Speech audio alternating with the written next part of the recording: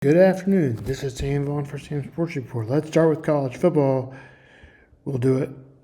Start with Missouri. Mizzou has a heck of a season start to the season as they are 20 and have beaten good football schools now like South Carolina and Kansas.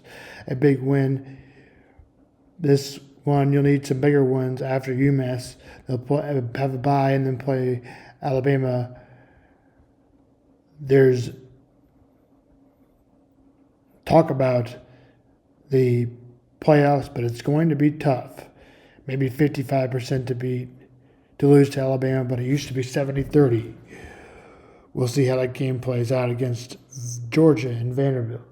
We'll probably give them a test. Will be Vanderbilt.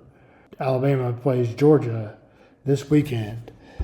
Then Mizzou plays at Auburn, who is 3-1, and they're not in the polls, but they're really good.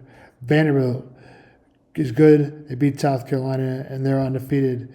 Now Vanderbilt has some tough games coming against Utah State before playing Alabama, LSU, and Missouri. Texas A&M is really good and undefeated, coming off a big win over Notre Dame. Mizzou to host that game over Texas A&M at Mississippi State, who has struggled this season. Oklahoma looked really good, but better. Maybe a tough test game. Now let's break it down. What has to happen to Mizzou? Probably they can only have one of them, but 2 losses. Mizzou must win over UMass at Arkansas, win at Vanderbilt, and then get 4-2 somewhere. Toughest game will be Auburn, Oklahoma. I think there should be conversation against. If they win against Alabama, the start conversation starts for the playoffs. Right now, it's a slight conversation. My guess, Mizzou ends up 9-3 or 8-4. Here's some more with Gabe Dearmond from PowerMizzou.com. Not bad. What's going on, sir? Mizzou. That's what's going on. I mean, this team's legit, right? Like, how bullish, how confident are Tiger fans that this team is again going to be a 10-win team, and it's one that's, we're not far away from talking about maybe making a run for a playoff spot. Yeah, they've got a shot. I don't think there's any question about that. Every game left on their schedule is winnable, but what do they have, 8 left? 6 of them are losable too. That's kind of what life is in the SEC. I think the top of the league is worse, but I think the middle and bottom of the league is a lot better than it's been. And I think you've got 11 teams in this league at least that you just kind of throw them in a hat and you say on any given day, no result will necessarily surprise me between those 11 teams. And I think they've got 10 teams ranked, 12 getting votes. And I mean, people do these power polls and stuff, and whoever's ranked 9th or 10th or 11th gets offended. But the truth is I've tried to do it, and you have to put somebody down there. It doesn't look like they're 11th now, though, does it? No, I don't think they are. I think, I don't know. I did kind of some conference rankings this morning. I put them up at 5th now, but doing that, I'm putting them above Texas and Alabama because I think they've done more than Texas and Alabama this year. Does that mean I think they're better than Texas and Alabama? I don't really know. On to Kansas. Kansas football is where they stop after destroying. Kansas football is when a spot after destroying West Virginia, Cincinnati. Kansas is slight favorites over them. Instead of them being at home helps them. Otherwise, they may just be a 1-point favorite. Usually you're given 3 at home. If they see the top 5 schools in the Big 12, they contend. It's about that. They can get better than 7-5. I think surprisingly they finish 8-4 or 9-3. Teams better than Kansas, Iowa State, Cyclones, Texas Tech, Red Raiders, BYU, Cougars. At UCF, a good one on the road. At Texas Tech, this will be a tough one. Versus Kansas State, that's always a tough one. Right now, Kansas State, who loses to Navy, lost to Arizona State, not a great team, came close to North Dakota, even though Kansas got that one. KU should win at home versus Oklahoma State, who just fired Mike Gundy, The media will also miss him more. Oklahoma State. Kansas hosts. At Arizona maybe slightly hard, but it's on the road. At Arizona maybe KU's better, but it's on the road. Slightly better, but it'll be hard on the road. At Iowa State, that'll be a tough one. Versus Utah won't be easy as well. That completes KU. They need to finish about 6-7-2 or 6-3. I'm saying 6-3 or 7. That means probably finish above the win total of 7-5. Now Kansas State point battling to make a bowl. Kansas State is 1-3.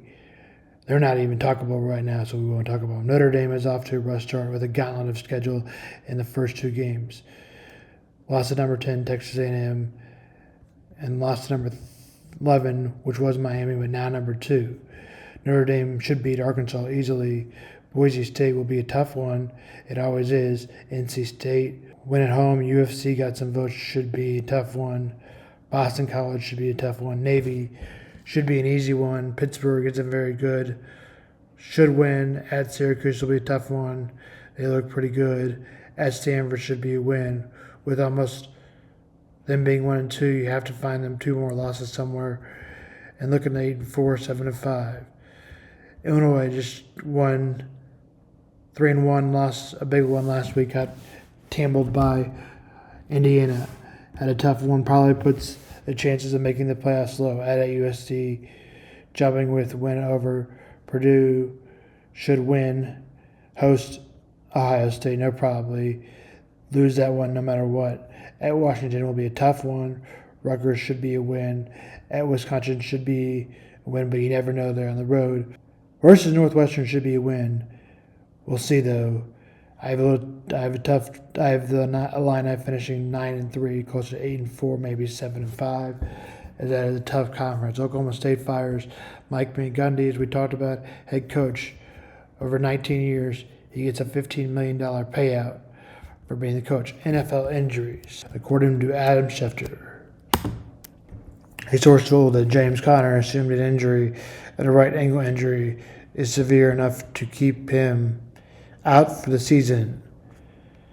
Tyron Tracy is out for multiple weeks. Tight end Colston Loveland hip injury is serious,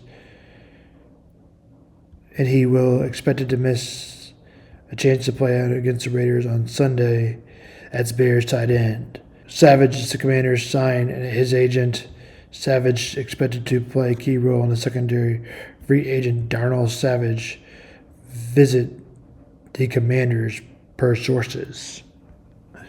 Cowboys. CD Lamb suffered a high ankle sprain on Sunday during the Bears, makes him unlikely to play Sunday night versus the Packers.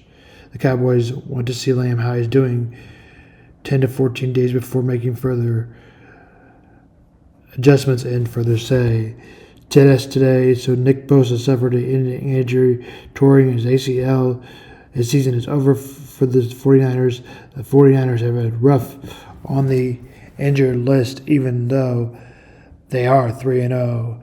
Jackson Dart starts for the Giants on Sunday. Another update on CD Lamb is supposed to miss 3 to 4 weeks. Commanders coach said Jaden Daniels remains day-to-day due to high ankle sprain. Marcus Mariota will start on Sunday. Commanders doesn't want to force the rush back.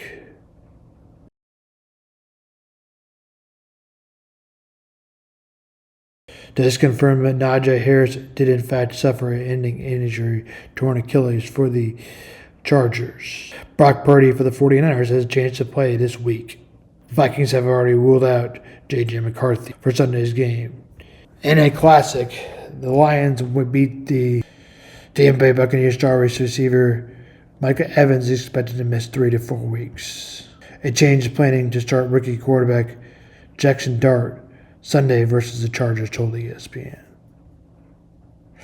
Commanders wide receiver team Trey McKellen seeking additional opinions about his injured quad, leaving his status Sunday's game against Atlanta uncertain. And that is up on the update on the injuries for the NFL.